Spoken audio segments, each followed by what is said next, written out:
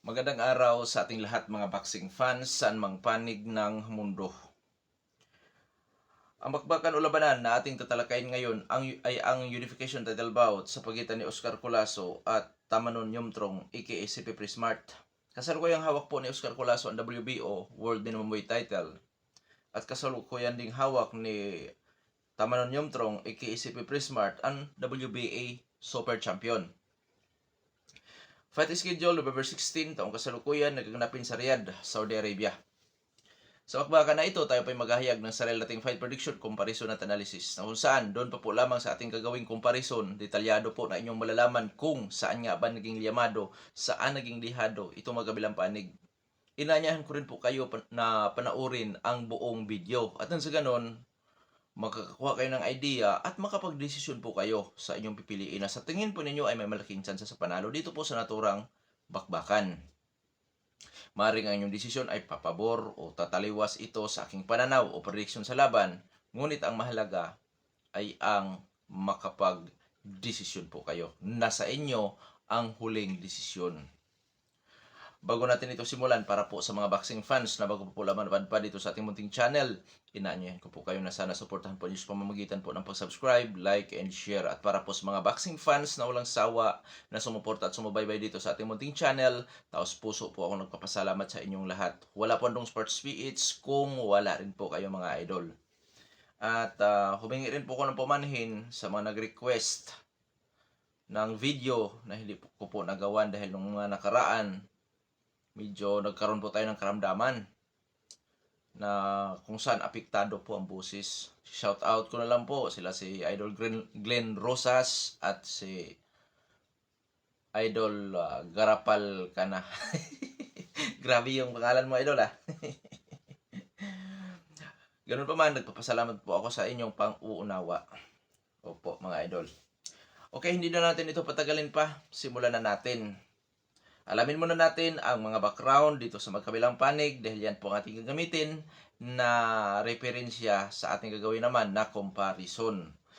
Unahin natin ang sa panig ng type fighter na si Tamanon Yumtrong aka si P. Smart. Bilang isang professional boxer, itong si Yumtrong ay may impresibong kartada, 25 wins with 9 wins coming by way of knockout, undefeated. May edad na 34 anyos, height 5 foot and 1 inch, reach 61 inches. Orthodox ang stance, knockout ratio 36%. Last fight September 7, taong kasalukuyan. Alexander Winwood ang kanyang nakatunggali, panalo by unanimous decision itong si Tamanon Yumtrong. Karanasan ni Yumtrong, siyempre kasalukuyan itong world champion, uri ng kinalaban, Carlos Buitrago, Muhammad Rahman, Alexander Diaz. Yan po para sa akin ang nakapagbibigay sa kanya ng magandang karanasan. Additional niya na experience. Although ibang roles yun dahil Muay Thai pero combat sports. So dating Muay Thai fighter si Tamanon Yumtrong aka si P. Smart. Dadako tayo sa kanyang skills. Mga lods, pangkalahatan technical fighter ito.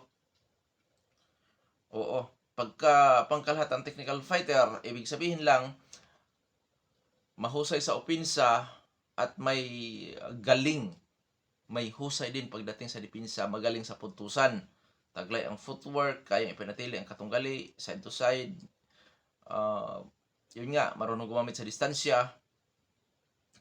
At pagdating naman sa durability, masasabi kong may tibay. Dahil sa 25 or 25 total fights ng boxingerong ito, hindi ko pa ito nakitang napabagsak. Oo. Ang ano sa kanya, yung isa sa talento nito ay ang depensa. Oo. At natatamaan din naman ito mga lods pero hindi po napupuruhan. Hindi ko pa nakita napuruhan ito kung ano ang kanyang reaksyon. At sa panig naman itong si Oscar Colasso, bilang isang professional boxer, may impresibong kartada naman siya, 10 wins with 7 wins coming by way of knockout.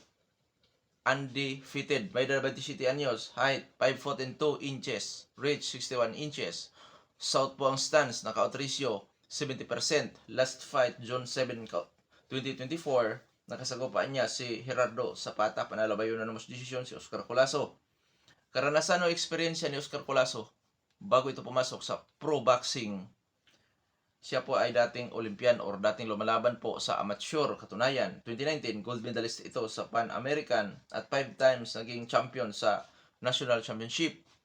At sa uri ng kanyang nakalaban dito sa pro boxing, bagamat kakaunti pa po lamang sa bilang ang kanyang naging laban sa pro boxing, pero naging world champion na siya kaagad. Nakasagupa niya si Melvin Jerusalem na ating kababayan, diyan siya nag-world champion. Geraldo Zapata, at siyempre idagdag natin si Victorio or Vic Saludar. Yang si Vic Saludar po na ating kababayan, siya po ay WBA regular kung di ako nagkakamali noon. Pero tinalo po lahat yan ni Oscar Culaso. Si Melvin Jerusalem ang medyo matindi ang sinapit niya dahil nabugbog siya sa laban. Natalo siya by stoppage. Oo. Ganun pa man, ibang klase si Jerusalem dahil pagkatapos niyang matalo, nag-world champion ulit ang ating kababayan matapos niyang talunin ang isa sa Shigoka Brothers. Skills naman itong si Oscar Culaso, mga idol, masasabi kong all-around boxer. Pagka sinasabi natin all-around boxer, halos lahat ng galawan mayroon ito. Pressure party style, defensive style, lumalaban sa brawlan o tututunok-bakan, may counter-punching style. At bilang isang all-around boxer, may ibubuga ito sa teknikalan po na labanan. May pagka-agresibo, volume puncher, taglay ang power, timing, at accuracy. Oo. At syempre, pagdating naman sa depensa, maganda na rin ang kanyang depensa pero may mga puwang po yan na kung saan delikado ring makounter. At sa durability, tumatanggap din na suntok itong si Oscar Culaso na medyo natitigilan pero masasabi kong may tibay. Pagka sinasabi naman natin may tibay, hindi yan sa lahat ng pagkakataon, mga idol. Nagkataon lamang na nakakayanan niya ang suntok ng kanyang katunggali. Oo. Hindi ko nasabi kanina, sa padig ni Tamanun Yumtrong, taglay nitong hand speed, timing, at accuracy. Bagamat hindi kilalang knockout artist si Tamanun Yumtrong, pero may mga laban na rin ito na kung saan ay panalo niya by knockout, technical knockout. So ngayon dadako na tayo sa ating gagawing comparison. Sa ranking ng BoxRec, out of 282 ka mga boksingirong nasa minimum weight division sa buong mundo, number 1 si Oscar Culaso, number 4 naman si Tamanon Yumtrong. So lamang pala sa ranking ng BoxRec si Oscar Culaso. Ngayon, sa kanilang physical na appearance, 27 anyos si Culaso, 34 anyos si Yumtrong. Mga lods, kung ang usapan natin ay prime, parehong nasa prime ang dalawang maglalaban dahil prime pa rin naman si Tamanon Yumtrong sa edad na 34 anyos. Height, mas matangkad po si Oscar Culaso ng 1 inch. Hindi po ito ganong mapapansin sa actual na laban. Sa reach, parehong may 61 inches ang kanilang reach. So, Southpaw kontra Orthodox, delikadong magkaroon ng untugan sa inside fighting ang mga ito dahil hindi magkapareho ang kanilang stance. Sana walang disgrasya na untugan na mangyayari. Kasi pagka magkaroon ng pinsala ang isa man sa kanila, magiging disadvantage po yan. At pangalawa, kung malala, delikadong mawi sa tabla, lalo na kung hindi yan maaabot sa or hindi makalagpas sa ika-4 na round sa kanilang bakbakan dahil yan ang rules. Sa knockout ratio, maabot po sa 70% ang knockout ratio nitong si Culaso, 36% naman ang knockout ratio ni CP Prismart. So, ibig sabihin mga idol, lamang sa power itong si Oscar Culaso. Sa activity, parehong aktibo. Sa eksperyensya, bagamat kakaunti sa bilang ang laban ni Oscar Culaso sa pro boxing, pero dati naman siya lumalaban sa amateur. Samantalang si Tamanon Yumtrong, dating lumalaban sa Muay Thai, pero marami ng laban sa pro boxing. So 50-50 ito sa experience sa mga lods. Kasi hindi ko minamaliit ang mga nakalutunggali ni Tamanon Yumtrong katulad ni Carlos Buitrago, Muhammad Rahman, Alexis Diaz. Hindi po yun mga basta-basta. Ngayon, sa skills naman, all-around boxer kontra technical fighter. May kalamangan ng all-around boxer doon po sa technical fighter. Dahil halos lahat ng galawan mayroon nga ang all-around boxer. Ganun pa man, kung sa comparison natin, 55-45 lang din po yan. Bakit? Dahil sa ang technical fighter po ay hindi din pwedeng maliitin, lalo na sa husay nito sa puntusan at siyempre sa dipinsa at opensa at siyempre hand speed nitong si Tamanon Yumtrong. So nakay Yumtrong ang hand speed at husay po sa dipinsa maging sa opensa.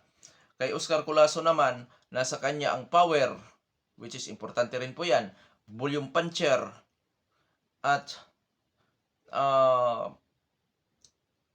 yung tibay, kasi nakita na natin itong napuruhan si Oscar Colaso.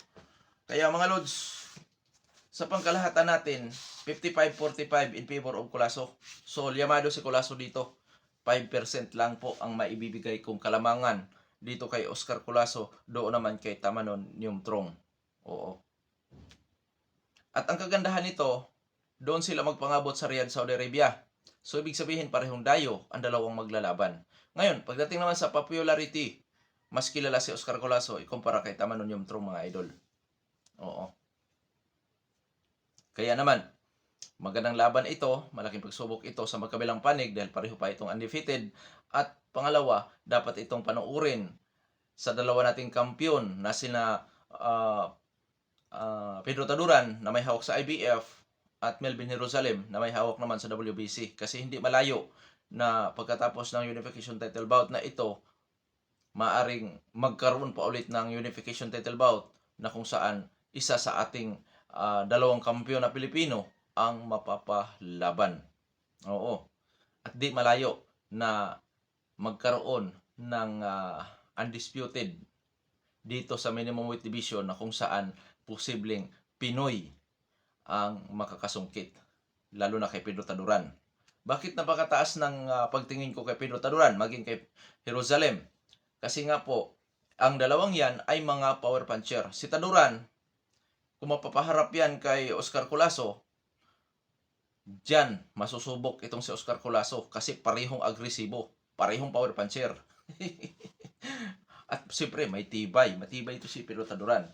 Pangalawa, kung mag-rematch man sila ni Melvin Jerusalem at saka ni Oscar Colaso, sa tingin ko pwedeng makabawi na rito si Melvin Jerusalem. Kasi nga, noong una nilang pagharap, mga lods, sa tingin ko mahirap para sa panig ni Jerusalem ang pagpunta niya doon sa bansa na kung saan doon sila magsagupa ni Oscar Colaso dahil parang short time. Oo, dapat kasi pagka mapalabang ka sa ibang bansa, dapat aabot ka pa doon ng 1 buwan, ganon, para maka-adapt ka sa environment, sa klima, at siyempre yung preparasyon, dahil yung kay Jerusalem parang hindi nagtagal, napalaban agad siya. So mahirap na sitwasyon po yon na kung saan apektado ang preparasyon. Oo. Kasi kung ang preparasyon ni Jerusalem katulad sa laban niya kay Siguka, di sigurado si Colaso, mga idol, para kay Jerusalem. Oo, lalo na kay Pedro Taduran, na kung saan matangkad si Taduran, tapos napaka-volume puncher pa, power din. Sus, napakagandang laban ito, kaya dapat abangan talaga ng dalawang Pinoy na ating kababayan dahil hindi nga talaga ito malayo na magkaroon ng unification title bout ulit. Oo, na kung saan mga Pinoy ang mapapalaban. So ngayon, dadako na tayo sa ating prediction sa laban. Prediction ko dyan, Oscar Colaso by technical knockout, later rounds, 9-12. Yan po ang aking prediction. Bagamat wala akong nakitang kahinaan kay Tamanon Yumtrong dahil nga magaling ito na technical fighter. Pero sa pagka-agresibo nitong si Oscar Colaso, isama pa yung built-in na power, yun ang posibleng magpahirap at posibleng makapagpa-knockout kay CP Prismart o Tamanon Yumtrong sa bakbakan na ito. Kaya naman, mga idol, ang pinaka-prediction ko is knockout. Ngayon, kung sakali hindi magawa ni Oscar Colaso na may knockout si Tamanon Yumtrong dahil isa nga itong talentadong technical fighter, pabor pa rin ako kay Oscar Colaso na mananalo yan sa pamamagitan naman po ng unanimous decision or split decision. Posible kasi niyang may domina ang laban gamit ang power at pagka-agresibo, volume puncher. Oo. So yan po ang ating official prediction na kung saan pabor ako na mananalo by knockout or sa puntusan itong si Oscar Colaso. Ngayon, sa panig naman ng Thai fighter. Sa tingin ko mga Lods, may panalo ni Tamanon Yumtrong ang laban na yan sa pamamagitan po ng puntusan, sa pamamagitan ng pag-outbox niya kay Oscar Colaso. Oo. Unanimous decision man yan or split decision. Yun ang pinakamalapit na kayang ipanalo ni Tamanon Yumtrong ang labanan na yan. Lalo na't may mga pagkakataon na may bukas sa depensa itong si or may bota sa depensa itong si Oscar Colaso. Lalo na sa pagsugod dito na kung saan bukas. Kaya dong sports may chance abang manalo by knockout, technical knockout si Tamanon Yumtrong.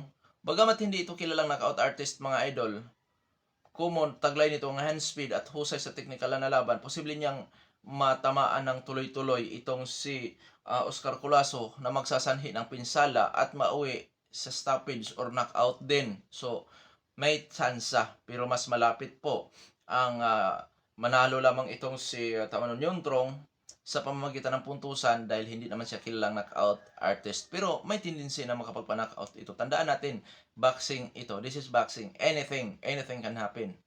Kaya naman mga Lods, abangan natin ang labanan na ito. Kasi nga, di malayo na Pinoy ang kasunod na makasagupa sa dalawang ito kung sino man ang mananalo. Dahil dalawa po ang ating kampyon, si Melvin Jerusalem at si Pedro Taduran, na kung saan di nga malayo na makapag-produce ng undisputed ang division ng minimum weight division na kung saan malapit ang mga Pinoy dyan mga idol. Kaya kaabang-abang po talaga ang mga bakbakan dyan dahil hindi po mga basta-basta ang mga kampyon na nariyan, lalo na ang ating mga kababayan. Hanggang dito na lamang, ito po ang Dong Sports PH. Maraming salamat po.